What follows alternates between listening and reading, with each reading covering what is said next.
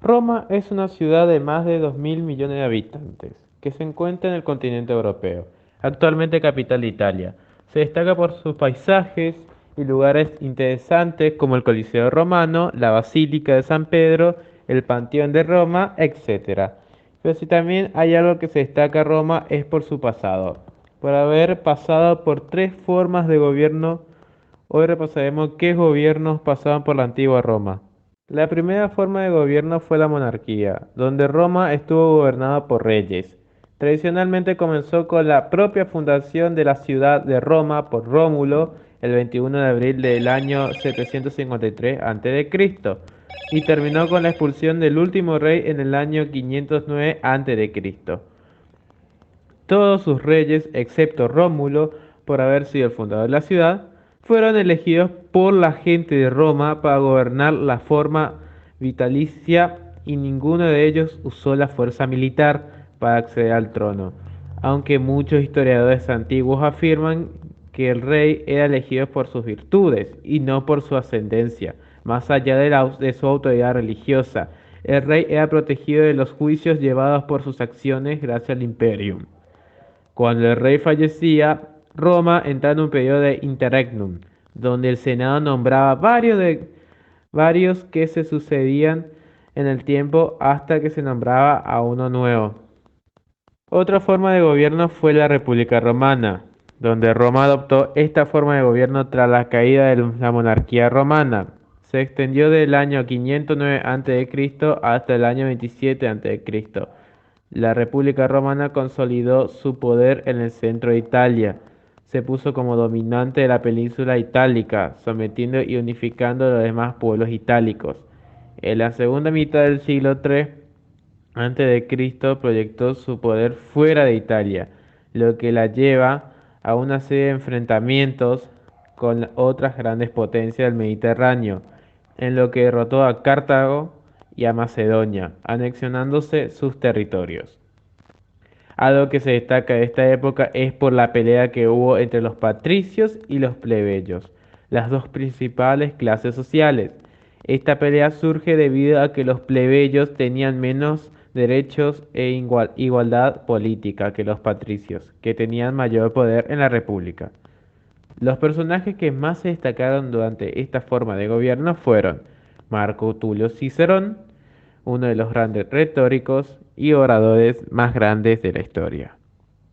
Julio César, uno de los líderes más poderosos del mundo antiguo, así como también un genio político y militar, consolidado como dictador. Nunca perdió una batalla a su cargo. Cayo Mario, mejor conocido como el tercer fundador de Roma, se destaca por su trabajo como cónsul, a través del cual logró reformar la política de reclutamiento de ciudadanos para servir en el ejército romano. La última más conocida forma de gobierno que tuvo Roma fue el Imperio Romano. Se trata de uno de los entes políticos históricos más importantes de toda la antigüedad, especialmente para Occidente. A lo largo de su historia sentó muchas de las bases del mundo tal y como hoy los entendemos, y dejó un legado significativo en materia política, judicial, cultural y social.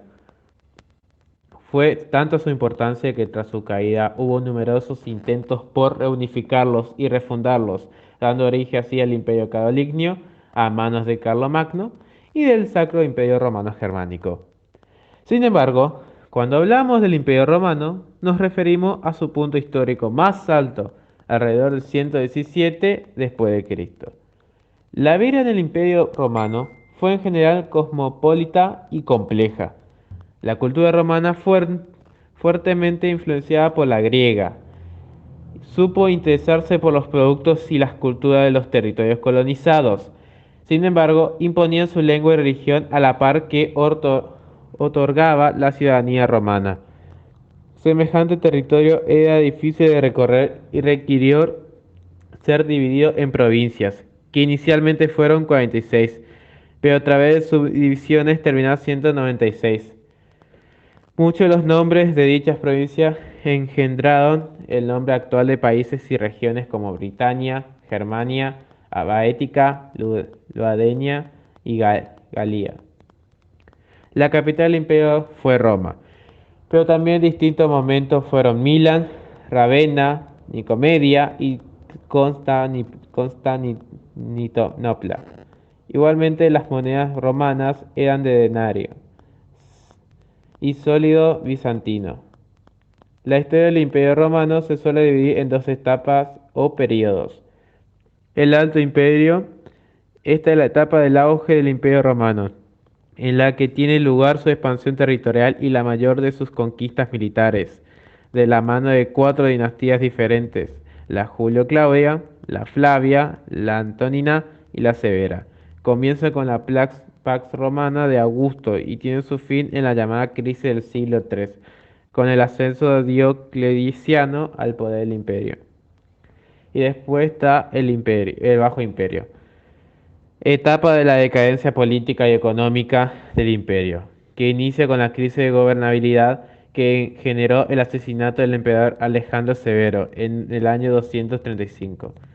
Primer gobernante de una seguidilla de 19 emperadores también asesinados hasta el año 2000, hasta el año 285.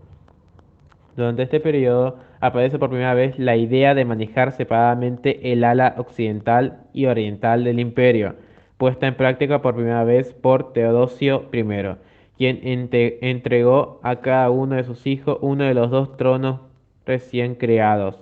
Sin embargo, ninguna reestructuración logró traer de nuevo la paz al imperio.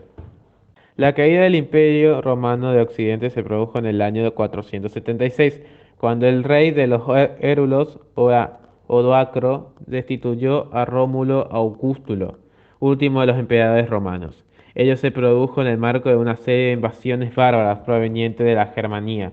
Los bárbaros, empujados a su vez por las invasiones de los hunos, debieron internarse masivamente en territorio romano. Para su sorpresa, los hallaron pobremente defendidos y en estado de desorden. Estos pueblos se asentaron en cada una de las provincias romanas y allí fundaron nuevos reinos independientes, inaugurando así la Edad Media y poniendo fin a la Edad Antigua.